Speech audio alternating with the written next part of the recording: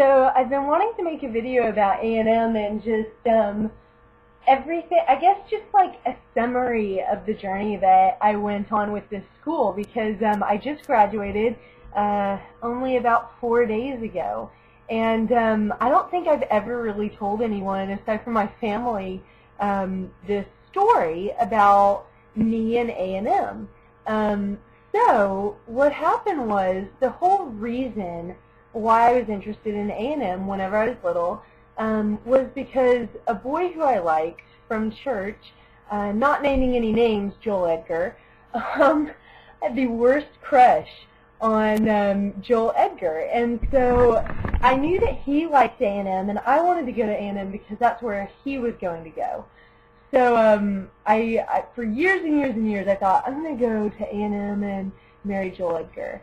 And if Joel Edgar, anyone who knows Joel Edgar, ever watches this, please know that this is all for fun. I know that he's not into me. It's been confirmed. So yeah, I decided I wanted to go to A&M for Joel Edgar. And then as high school kind of came around, I thought to myself, like, who cares about Joel Edgar? I just want to meet like a cowboy and major in equine animal science, and that's just a great place to go. I really want to do that. But as I approached my senior year, I started to realize, like, you have to be really smart to get into a good school like that. And honestly, I just didn't care very much about school. I never went to certain classes, and so my grades weren't very good, and I would have such horrendous test anxiety that I knew that I wouldn't test very well, like on the SAT or the ACT, and I've practiced on different things, but I've never really had any good scores. So I began to look at other schools and got into community college, and then went to Liberty University, which was an incredible school, but it was just a little bit too conservative for me at that point in my life. It's a great school, and I would love to go for my master's program, but I guess back in 2008, I was just not mature enough to handle some of those rules and standards. So I thought to myself, I didn't think that I could get into A&M, but I ended up transferring in from Blinn, ironically. Came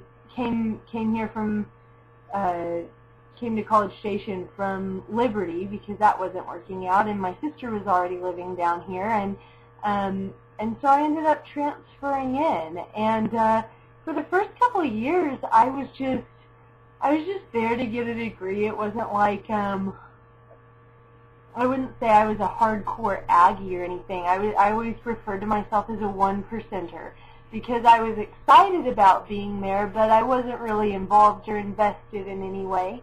And then just recently, like within the last year and a half or so, I began participating in the traditions and going to the games and doing things like muster and silver taps and elephant walk, and I got my ring and just different things that you do as an Aggie. And that is whenever my love for A&M just exploded. I saw the community, and I saw the people, and I saw just how incredible this network is. And man, it was just one of the greatest experiences I've ever had in my life.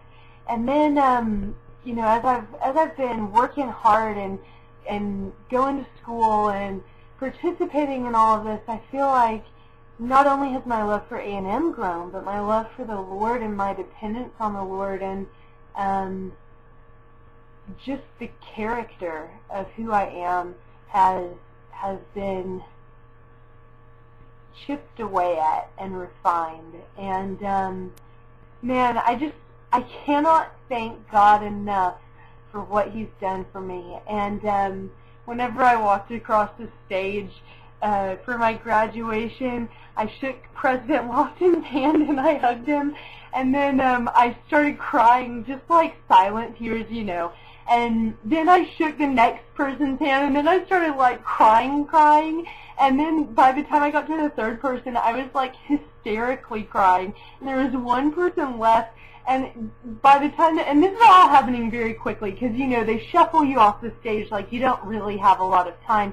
So I get to the end of the stage, and I'm like hysterically crying, and I look over at the faculty, and they were looking at me like, you know, is she going to be okay? Do we need to do something? It wasn't like, oh, that's really sweet, she loves A&M. It was like, we might have a problem on our hands. So I get down to the green screen where they take your photo with your diploma, and I could just feel the tears rolling down my face as I'm standing there like, you know, and the girl is like looking at the photo, and I could tell she was trying to think, like, should I ask this girl if she wants another photo?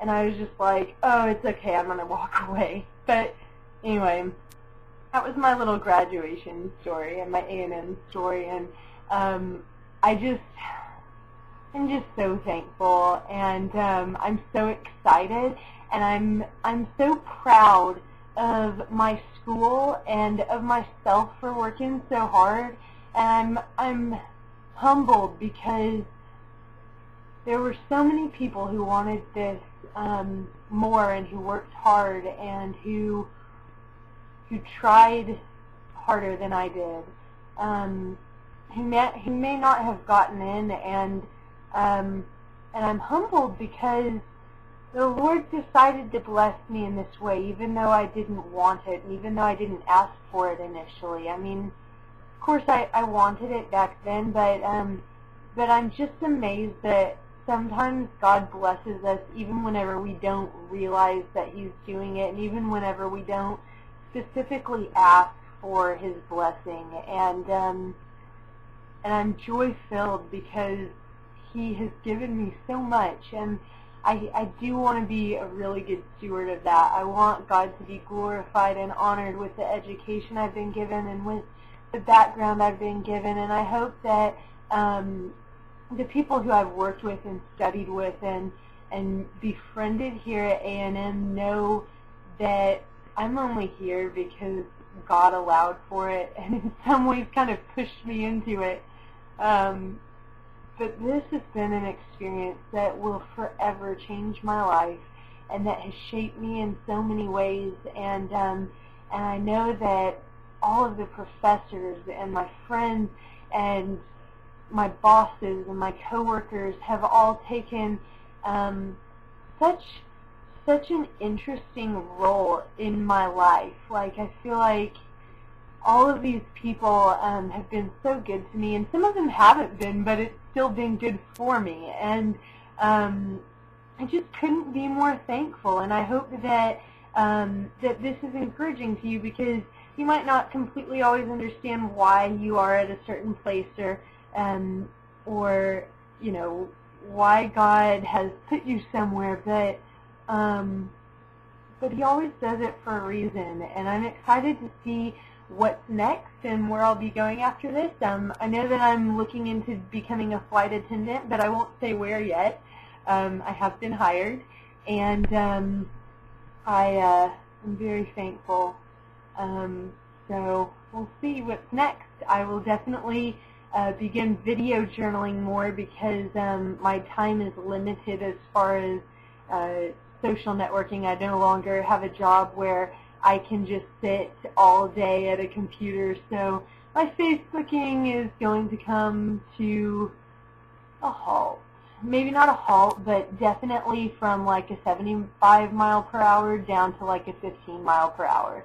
So I'm going to try and keep in touch via video, and yeah, I'll let you know how it goes. Over and out.